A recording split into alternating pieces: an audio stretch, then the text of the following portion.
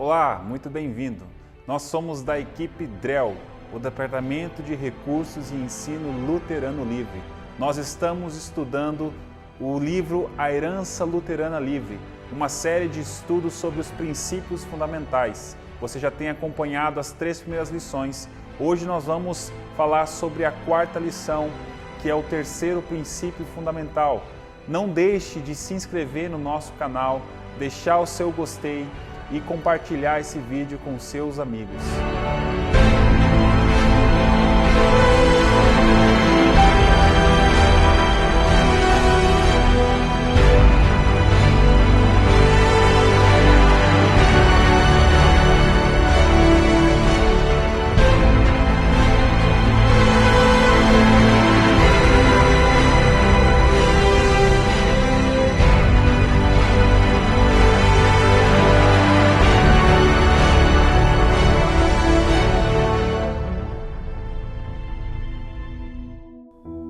Antes de entrarmos no nosso conteúdo, não podemos deixar de mencionar que essas lições elas acontecem graças à nossa parceria com o CETEL, o Seminário Teológico Luterano Livre. Se você tem interesse em estudar mais a Palavra de Deus, conhecer mais a Palavra de Deus, ter um ensino teológico, o CETEL tem as ferramentas necessárias para te capacitar a conhecer mais a Deus, a entender mais a teologia e se preparar para o ministério cristão. Para maiores informações sobre o CETEL, entre em contato conosco. Estamos na lição de número 4. Vamos falar sobre o 3º princípio fundamental, que fala sobre a organização da congregação.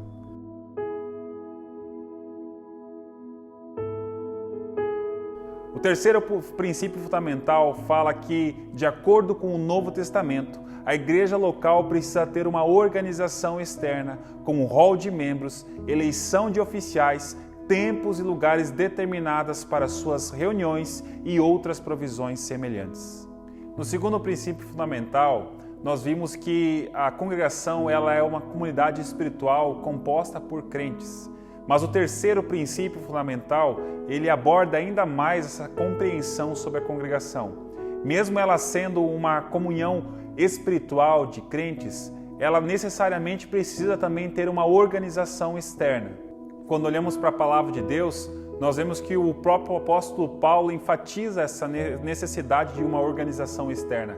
Quando ele está abordando aos irmãos da igreja de Corinto sobre a situação caótica que estava acontecendo lá em relação aos dons, ele fala que tudo precisa ser feito com decência e ordem. Ele começa a dar recomendações, organizar as coisas para que a congregação tivesse uma organização. Então, o 3º princípio aborda essa necessidade de nós termos uma organização externa para que todas as coisas concernentes à congregação sejam feitas com decência e ordem. Quando nós olhamos para o Novo Testamento, nós vemos evidências sobre essa organização externa na vida das congregações. Por exemplo, havia congregações que tinham lista de membros, eleições, entre outras coisas mais, que evidenciam essa característica de uma organização externa em relação aos seus cultos, em relação aos horários dos cultos, em relação à contagem dos membros, eleições que eram feitas dentro das suas congregações.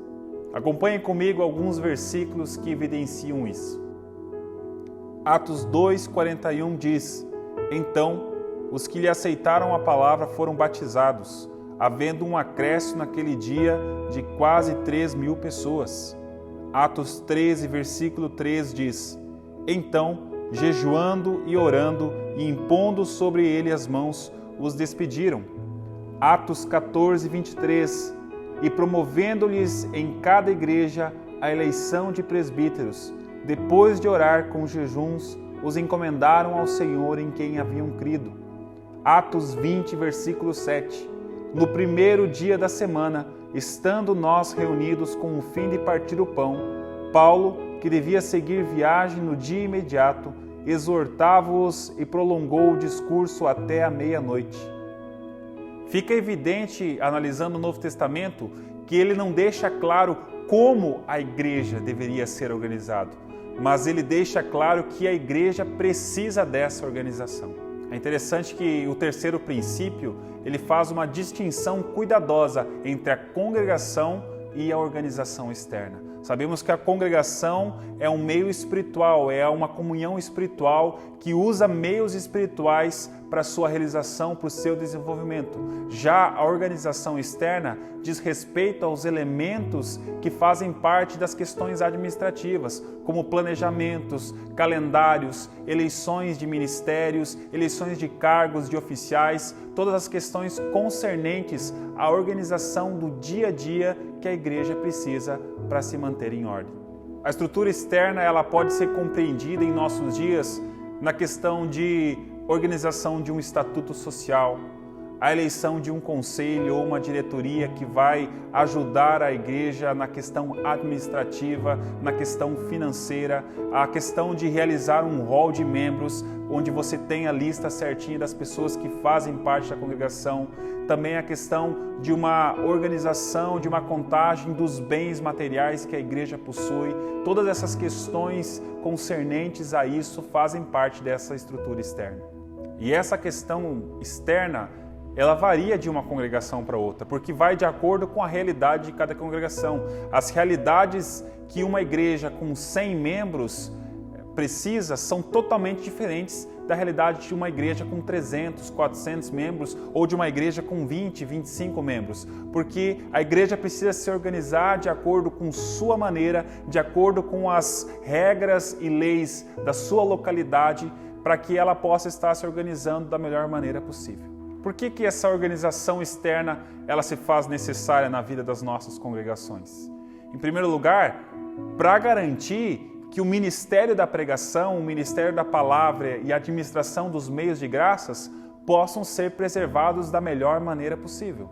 Dessa maneira, a organização externa ela está servindo a congregação, para que a congregação possa administrar todas as coisas concernentes ao nível espiritual da melhor maneira possível, com decência e ordem. Então você cria uma organização externa para que a pregação possa estar no centro, para que o ensino da palavra possa estar no seu devido lugar, para que a administração dos sacramentos seja feita da maneira correta. Tudo isso vai contribuindo para que a congregação possa estar fluindo da maneira como Deus espera. A organização externa, ela nunca pode vir a sufocar as coisas espirituais, a palavra de Deus e os sacramentos. Ela está a serviço para que esses meios estejam em evidência na congregação.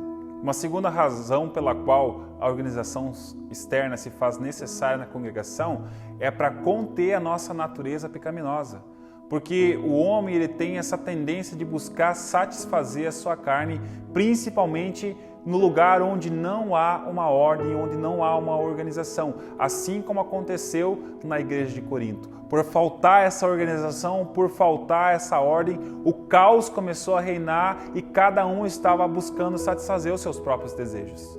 É por esses motivos que a congregação necessita dessa organização externa, para que todas as coisas possam fluir da maneira mais agradável a Deus. Sverdrup gostava de usar o exemplo da necessidade que um corpo tem de roupas, ou a necessidade que a família tem de ter um lar.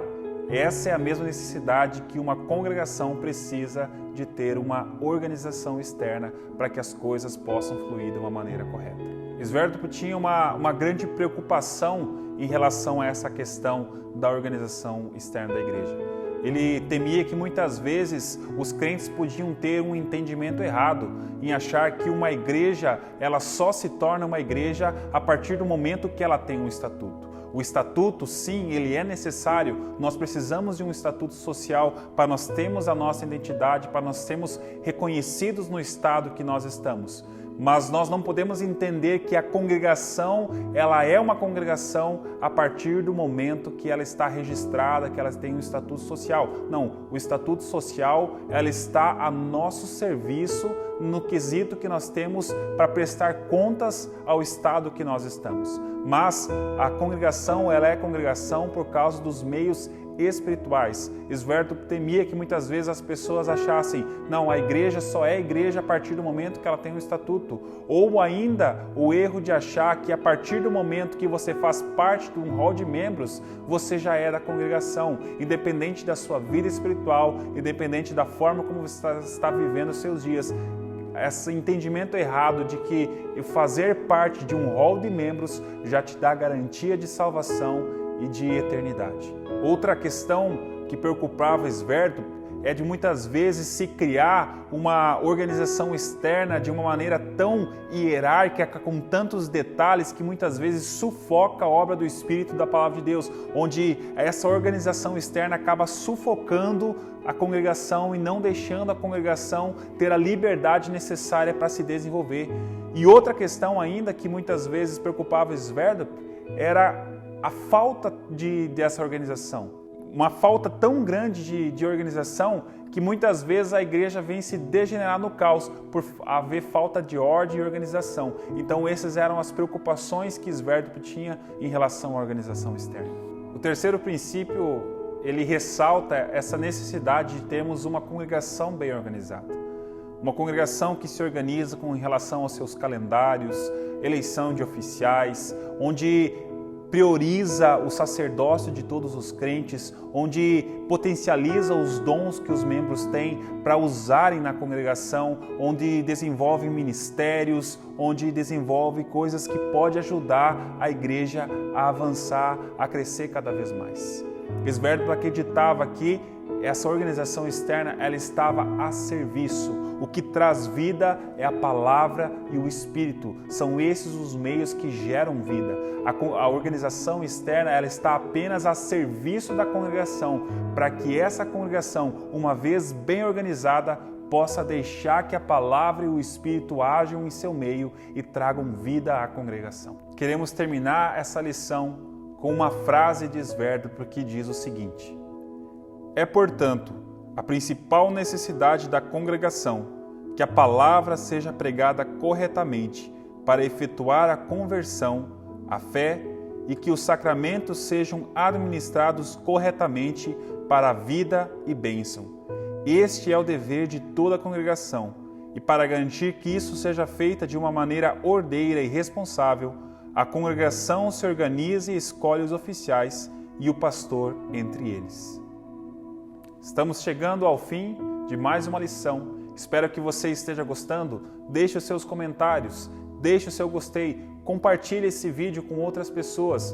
Vamos ajudar a expandir a nossa visão, a nossa identidade luterana livre. E fique conosco, acompanhe as próximas lições do nosso estudo sobre os princípios fundamentais. Deus te abençoe.